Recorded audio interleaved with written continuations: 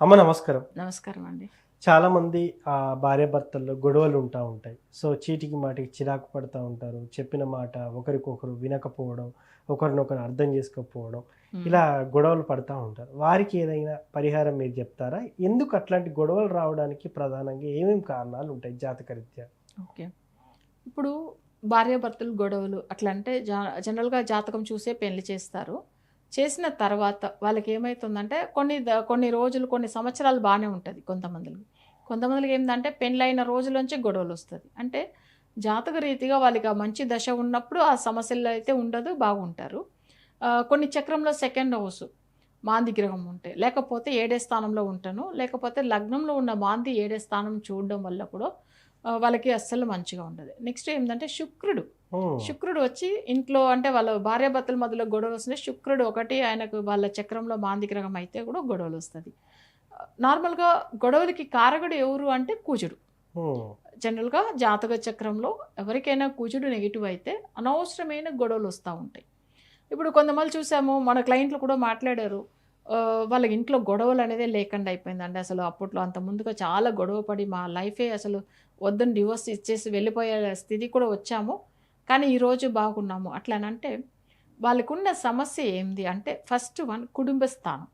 So, అది సరిచేస్తే ఫ్యామిలీలో గొడవలనేది రాదు. హ్మ్. నెక్స్ట్ దీనికి రెమెడీస్ ఉంటుందా అంటే ఇప్పుడు నార్మల్‌గా వాళ్ళు జాతకాల్లో చిన్న ప్రాబ్లమ్ ఉంటే వాళ్ళంతలో వాళ్ళు పూజలు చేసుకోవచ్చేమో హ్మ్. సెట్ అయిపోతది. హ్మ్. ఒకవేళ వాళ్ళకి జాతక చక్రంలో వాళ్ళకసలు అంటే వాళ్ళకి అందకండ విషయాలు కొన్ని ఉంటది. అంటే వాళ్ళకి కనిపియకుండా కొన్ని విషయాలు. అసలు ఇంత మనం పూజ చేస్తున్నాము. ఏమైతుంది? హ్మ్. ఎందుకసలు ఇంట్లో ఇంకా సమస్యలు తీరట్లేదు? అంటే హ్మ్.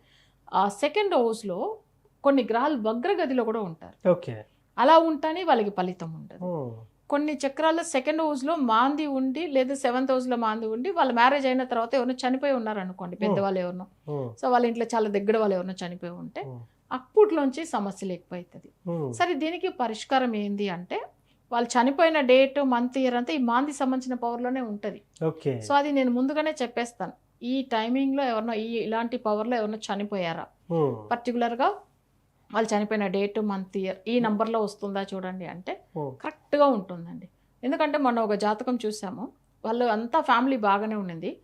అనవసరమైన భార్యాభర్తల మధ్యలో గొడవలు, ఇంట్లో తోడు పుట్టిన వాళ్ళ వల్ల గొడవలు, అన్నీ అంటే ఆర్థిక ఇబ్బందులు, ఆస్తి గురించి గొడవలు. యెస్. అవును. వీళ్ళ చక్రంలో మూడే స్థానంలో కేతు ప్లస్ మాంది ఉంది. హ్మ్. తోడు పుట్టిన ఆమె చనిపోయింది. హ్మ్. ఆమె చనిపోయిన ఆ రోజు నుంచి ఇప్పుడు దాకా సమస్యలు వాళ్ళకి. హ్మ్.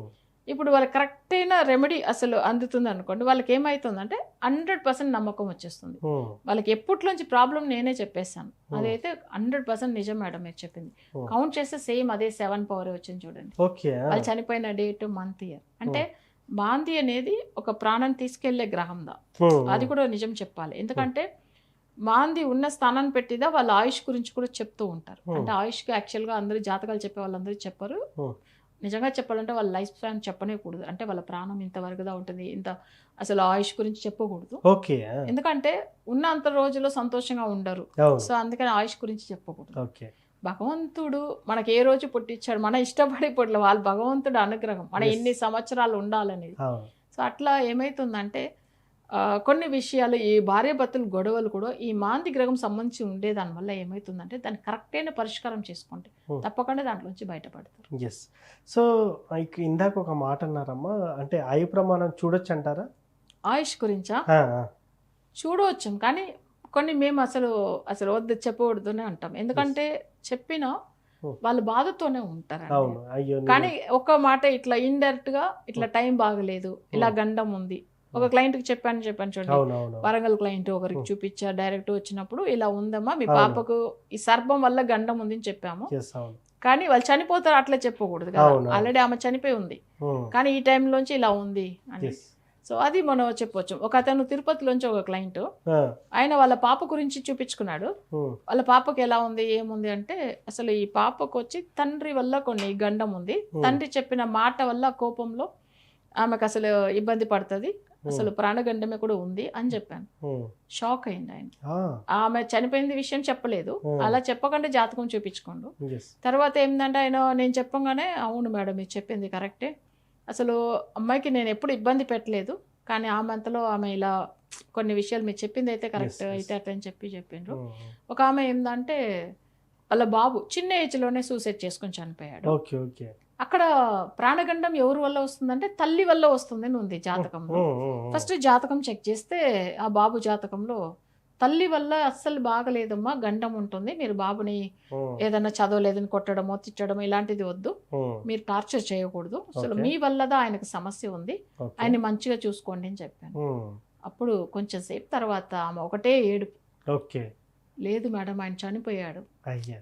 ఎట్లా చనిపోయాడంటే అసలు ఈమె మంచి ఆమెనే, బట్ ఈమె కొన్ని మాటలు బాబు చదివితే మంచిదే కాదని కొన్ని గట్టిగా చెప్పడము, తన చిన్న విషయం కూడా తట్టుకోలేకుండా, అంటే కొందరు చాలా ఏ విషయమైనా తట్టుకోలేదు, Yes. చిన్న చిన్న దానికి కూడా బాధపడేవాళ్ళు. అలాంటి పిల్లల్ని అలా చూడకూడదు మనం, Yes. అసలు వాళ్ళు గట్టిగా భయం పెట్టేయకూడదు. Yes. అలా ఏం చేశాడంటే ఆయన ఉరి వేసుకుని చనిపోయాడు ఇంట్లో, చిన్న ఏజ్ లోనే. ఓకే.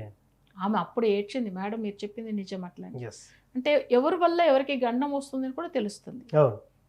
సో మొత్తానికి ఈ భార్యాభర్తల మధ్య గొడవలు తొలగిపోవడానికి ఏం చేయాలని చాలా చక్కగా చెప్పారమ్మా. ధన్యవాదాలు. ధన్యవాదాలు. ముఖ్యంగా తనుష్క గారిని వ్యక్తిగతంగా కలవాలనుకున్నా లేదా ఆన్లైన్ అపాయింట్మెంట్లో మాట్లాడాలనుకున్నా కూడా ఇక్కడ డిస్ప్లే అవుతున్న నెంబర్కి అయితే కాల్ చేయొచ్చు. మార్నింగ్ అవర్స్లో మేడం పూజా కార్యక్రమంలో ఉంటారు. సో మీరు కాల్ చేసినా కూడా వాళ్ళ టీం రిసీవ్ చేసుకుంటుంది. మేడం అందుబాటులో ఉన్నటువంటి టైంలో మీకు కలపడం అయితే జరుగుతూ ఉంటుంది. సో అందరిది బిజీ షెడ్యూలే, మనమే వ్యక్తిగతంగా చాలా బిజీగా ఉంటాం. సో పూజలు ఎంతోమంది క్లయింట్స్ ఉంటారు, వాళ్ళందరికీ పూజలు చేయించడంలో మేడం బిజీగా ఉన్నప్పటికీ మీరు మేడంతో మాట్లాడాలనుకుంటే ఇక్కడ కనిపిస్తున్నటువంటి నెంబర్కి కాల్ చేయండి. ఎక్కడున్నా, భారతదేశమే కాదు ప్రపంచ దేశాల్లో ఎక్కడున్నా కూడా మేడం మీతో మాట్లాడతారు. మీకు సంబంధించినటువంటి డౌట్లన్నీ క్లియర్ చేస్తారు. మీ సమస్యకు సరైన పరిష్కారం చెప్తారు. సో పూర్తి వివరాల కోసం ఇక్కడ కనిపిస్తున్నటువంటి ఈ 2 నెంబర్లకు మాత్రమే సంప్రదించవచ్చు తనుష్క గారిని. ధన్యవాదాలు.